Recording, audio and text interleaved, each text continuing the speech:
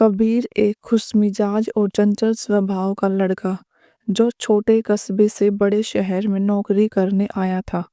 दूसरी ओर अदिति जो एक स्वतंत्र और आत्मनिर्भर लड़की थी, अपने करियर के सपने संजोई हुई थी।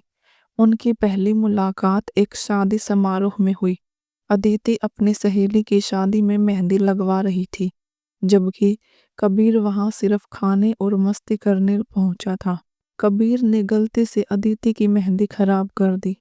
अदिति ने गुस्से में कहा, तुम्हारे जैसा अनाड़ी लड़का मैंने आज तक नहीं देखा।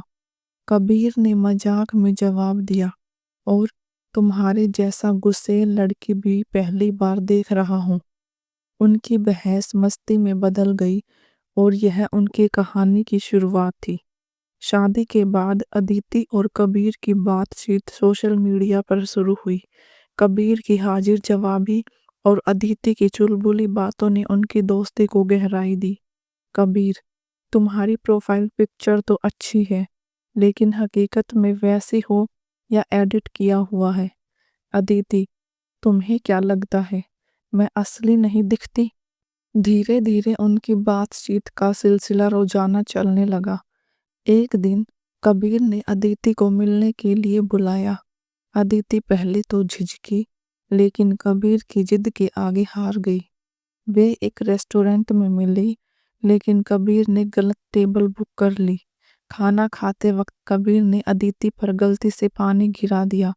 अदिति ने नाराजगी में कहा, तुम्हें डेटिंग के शिष्टाचार भी नहीं आते?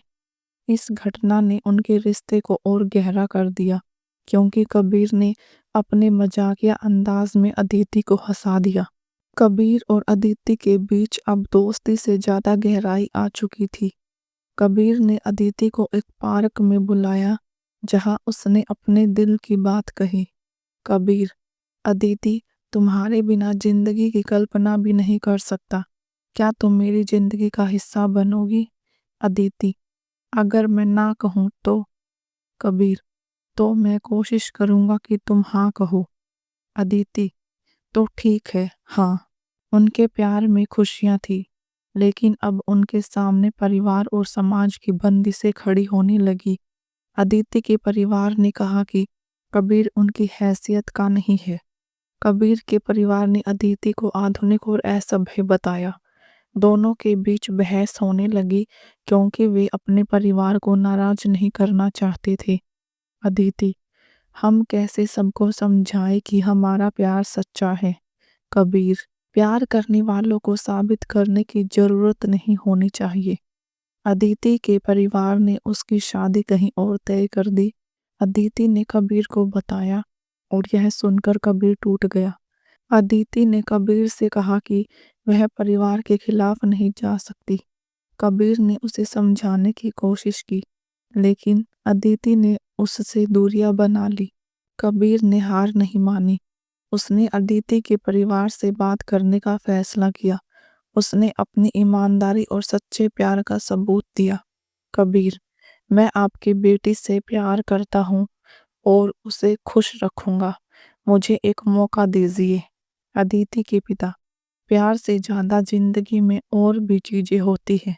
क्या तुम यह समझ सकते हो? कबीर, मैं जानता हूँ, और इसलिए मैं आपके सामने खड़ा हूँ। अदिति के परिवार ने उसकी कोशिशों को देखा और उन्हें मना लिया। अदिति और कबीर की शादी बड़े धूमधाम से हुई, लेकिन उनकी जिंदगी यहीं खत्म नहीं हुई। उनकी शादीशुदा जिंदगी भी मजेदार और संघर्षों से भरी थी। अदिति ने कबीर के खाना बनाने के शौक पर तंज कसा। कबीर ने अदिति की सफाई के प्रति सख्ती का मजाक उड़ाया। अदिति, तुम्हारे हाथ के खाने से अच्छा तो होटल का खाना है। कबीर, और तुम्हारी सफाई से अच्छा तो मेरे जूतों का मैला है। इन छोटे छोटे मजाकों ने उनकी जिंदगी को खुशहाल बना दिया। कबीर और अदिति ने साबित किया कि सच्चा प्यार हर मुश्किल को पार कर सकता है। उनकी जिंदगी चटपटे किस्सों और मजेदार पलों से भरी रही, और उन्होंने अपने प्यार से सभी को प्रेरित किया।